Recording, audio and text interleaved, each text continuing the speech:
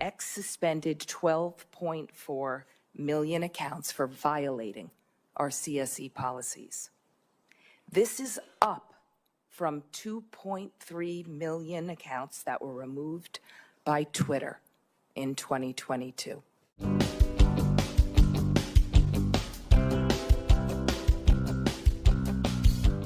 Welcome to my channel, Outspoken Samantha. If you are new here, welcome. I would love it if you would hit that subscribe button. And if you're returning, welcome back. I truly do appreciate your continued support on my channel, and I hope that you are subscribed as well. So this is continuing a conversation about the just growing industry of child exploitation online and the dangers of technology and what it is that we are up against. And I think a lot of this really came into sharp focus last week when that story broke about Taylor Swift and those AI images that were generated of her that were made without her knowledge, without her consent. They were very sexually graphic. And while the story that we're talking about today is not about AI generated images, but these are actually about images of real children that were used against them online, I think the important conversation is that we need to understand what is happening now, the risks that we are facing, and if we can have this conversation now we're going to understand how to better address it as technology advances. So this is a hearing that was held either yesterday or the day before. It was about the executives of these major social media platforms and their failure to protect underage users on these platforms. There are situations where these kids are being pulled into these dangerous TikTok challenges where we have seen numerous kids lose their lives over it. We're seeing the algorithm point dangerous eating habits towards young girls or even young men. And once they are pulled into that type of content, the algorithm feeds more of that to them. And then, of course, there is the situation or the issue of predators finding these kids online and coercing them into sharing inappropriate photos of themselves. And once these predators have those photos, they can use these against the kids to share more under the threat of making these images public. The list of potential threat is limitless, and all of these parents showed up with a different story about losing their child in some way because there just are not enough protections in place to keep this harmful material from getting to them or protecting them from people that would cause them harm. Parents of children victimized on social media shamed the CEOs of America's most prominent platforms as they entered a Senate hearing Wednesday, with many family members holding pictures of their deceased or scarred children while an emotional impact video was played. A crowd of forlorn parents lined the front gallery of the packed Senate Judiciary Committee chamber as committee members grilled the executives over their failure to protect underage users on their platforms. On hand at the hearing were Meta CEO Mark Zuckerberg, TikTok CEO Shu Chu, ex-CEO Linda Yaccarino, Snap Inc. CEO Evan Spiegel, and Discord CEO Jason Citron. Once the execs entered, the crowd raised photos of their children who had either committed suicide or been psychologically damaged after being victimized by predators they met on Facebook and Instagram. The CEOs were then shown a gut-wrenching video of parents and victims sharing their experiences of sexual abuse on social media. "My son Riley died from suicide after being sexually exploited on Facebook," said mother Mary Rohde as she held up a photo of her son, who in 2021 killed himself just 6 hours after a predator coerced him into sharing explicit images online and then blackmailed him. "The child who gets exploited is never the same again," a father continued in the video. "I reported this issue numerous times," said a woman whose identity was obscured in the footage.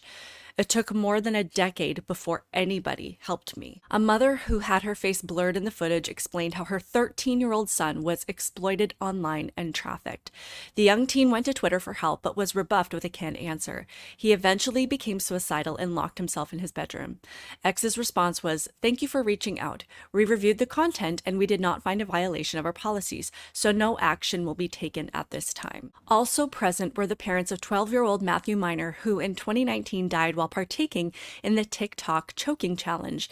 And the parents of Miriam Rodwan, who developed a severe eating disorder that left her wheelchair bound after Instagram and TikTok algorithms turned her curiosity about healthy eating into a death trap. TikTok showed my 12-year-old son Matthew a video of the choking challenge, Matthew's father Todd Miner said in a statement issued after the hearing. He tried it and it killed him. TikTok and other platforms have enabled this deadly viral video to circulate for more than a decade, resulting in hundreds of deaths like Matthew's. The algorithms that drive Instagram and TikTok nearly killed my daughter Miriam. Curious about healthy eating, social media sucked her into a black hole of dangerous content like how to eat less than 500 calories a day or challenges to prove extreme thinness, said Miriam's mother, Naveen Rodwan. She spent all 4 years of high school in and out of hospitals, went into cardiac arrest, and was confined to a wheelchair because of the eating disorder social media triggered. TikTok and Instagram made a lot of money off of her pain. And the stories go on and on. There were hundreds of parents there with pictures of their children that have been targeted in some way by social media. And again, I just think this is such an important conversation because our kids are growing up in a digital world, whether we like it or not. And as much as we would like to say, I'm just going to keep them off social media, I'm just not going to give them a phone. And that's something that I say all the time. In reality, it is something that is going to be a part of their world more and more, and probably more of a part of their children's world and their grandchildren's world. So that it is why it is so important to hold these people accountable, people that are creating these companies, creating these platforms, and asking them, what are you doing to protect the minor users on these platforms? Ted Cruz was one of the people that confronted Mark Zuckerberg about the lack of protections on Facebook about this particular issue. And whether or not you like Ted Cruz, I appreciate the points that he brought up. So we're going to listen to that. Instagram also displayed the following warning screen to individuals who were searching for child abuse material. These results may contain images of child sexual abuse. And then you gave users two choices: get resources or see results anyway. Mr. Zuckerberg, what the hell were you thinking? All right, Senator. The basic science behind that is that when people are searching for something that is problematic, it's often helpful to, rather than just blocking it, to help direct them towards something that that could be helpful for getting them to get help. In what, I understand get resources. In what sane universe is there a link for see results anyway? Well, because we might be wrong. We try to trigger this warning, or we tried to, when we think that there's any chance that the results. Okay, you might be wrong. Let me ask you, how many times was this warning screen displayed? I don't know, but you don't know. Why don't you know?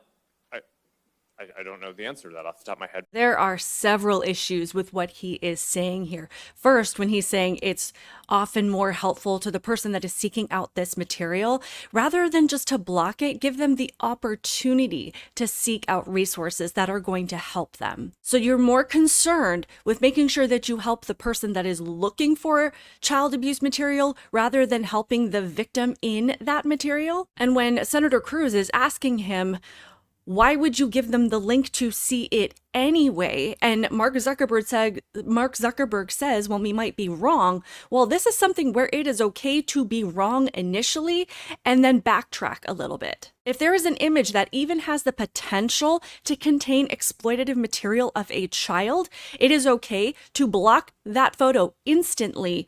And then if you are wrong about it, say, I'm sorry, we made a mistake. We're going to allow you to display this image. But again, as Senator Cruz said, in what sane universe is it okay to give people even the option to view this? You think that warning them that this image might have a sexually questionable image of a child is enough? How does that make any sense at all? If you have the capability to get your system to trigger this kind of content, then the system should trigger something that blocks that image instantly, goes in for a manual review process, and then you can say, okay, this photo is safe. rather than just assuming that the system is going to trigger something that might not be questionable. So we're going to give people the option to view it anyway. I am not the CEO of a major social media platform, but all of these things make sense to me. There is very little protection for people that share images online of any kind. Once you put something out there, you are foregoing your rights and your privacy to that. And there is no way that kids are going to know that, especially. Most adults don't even know that. You don't have a right to go back and say, I did not give someone permission to use this photo in this way. Once you put it online, it is public, it is out there, and your rights are essentially gone. Even if that photo is shared in a private conversation, there's no written agreement between you and that person that's receiving it that says that that photo is only going to be for their eyes or for their use. It is out there, and they can pretty much do whatever they want with it. And this is a clip where Senator Josh Hawley calls into question, what action did you take when you discovered that this was happening, when you had families that were reporting that these images were out there and that nobody was doing anything about it? What action did you take? And he just sits there pretty much looking as dumb as he looks right here and admits that pretty much we didn't do anything. So you didn't take any action. You didn't take any action. Senator. You didn't fire anybody. You haven't compensated a single victim. Let me ask you this. Let me ask you this. There's families of victims here today. Have you apologized to the victims? Would you like to do so now? Well, they're here. You're on national television. Would you like now to apologize to the victims who have been harmed by your product? Show them the pictures. Would you like to apologize for what you've done to these good people? I'm sorry for everything that you've all incredible. No one should have to go through the things that your families have suffered. And this is why we invested so much and are going to continue doing industry-leading efforts to make sure that no one has to go through the types of things that your families have had to suffer. Why, Mr. Zuckerberg, why should your company not be sued for this? Why is it that you can claim, you hide behind a liability shield, you can't be held accountable?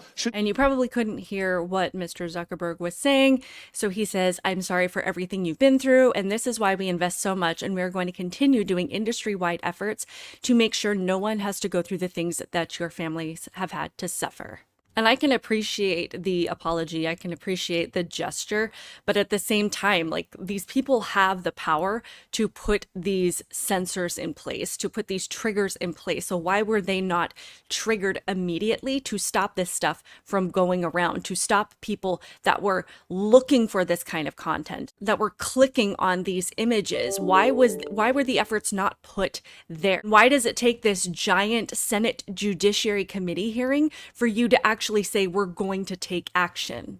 I mean, unfortunately, that's how a lot of laws are passed and how a lot of legislation comes to be put into place, is because something catastrophic and truly devastating has happened. And I'm sure that there is just an immeasurable level of frustration coming from Senator Cruz and Senator Hawley, because they are well aware of the censorship capabilities that these platforms have. During COVID, you weren't allowed to talk about anything that didn't point people in the direction of getting a vaccine. You couldn't talk about the treatments that were working. They were censoring doctors that were saying that these are the things that we are using in our offices that are working. When it came to the Hunter Biden laptop story, they shut down the entire New York Post Twitter account when that story broke. And you couldn't share any information about either of those things, and numerous things after that did not go along with a particular narrative. And whether you believe that or not, that is exactly what happened, because they have now admitted completely that the Hunter Biden laptop story was real. Now they are admitting things like ivermectin and hydroxychloroquine actually work to save COVID. And these are all things that they knew at the time. They targeted their censorship on those particular subjects, on keywords, on key phrases, on memes and graphics and images that shared information that they did not want put out there. So these senators are looking at these people going, I know that you can censor things when you want to censor things. I know that you can keep information offline when you want it to be offline. I know that you have the capacity to make this happen. So why is child exploitation material not at the top top of that list. I hope that they put things in place. I hope that they figure out a way to protect kids online, because this is absolutely getting out of hand and it is not going to get any better. Please let me know your thoughts on this in the comments below. Please hit that like button. And if you did click on this video to watch it, then I guess you can click on the subscribe button to subscribe to the channel. Keep it real, guys, and I will see you in the next one.